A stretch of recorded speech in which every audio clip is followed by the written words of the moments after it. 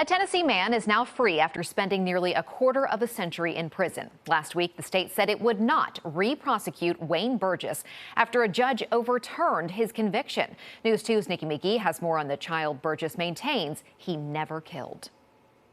Wayne Burgess isn't someone you'd think of as a hardened criminal. But for the last 24 years, he served hard time for a murder he says he didn't commit. I said, what in the world I'm doing here? That, because I was raised to do the right thing and I always do the right thing. And so I said, how did I end up in a place like this?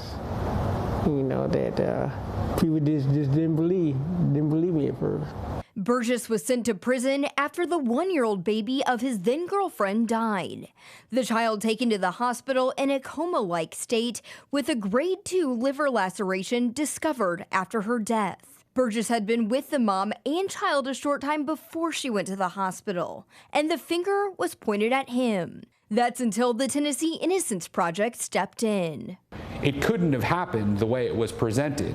It had to have happened hours to days earlier, and Wayne wasn't even around the child when this trauma would have happened. Therefore, it's not even medically possible that he could have committed this crime.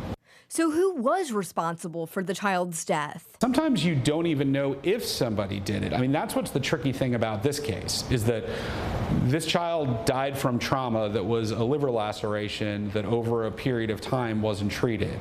The autopsy was also performed by Charles Harlan, a medical examiner behind multiple botched autopsies who eventually had his license revoked.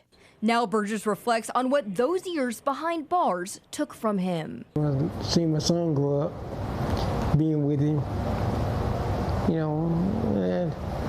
that hurt. Any possible things that I had planned to do, like going to college, going to stuff like that.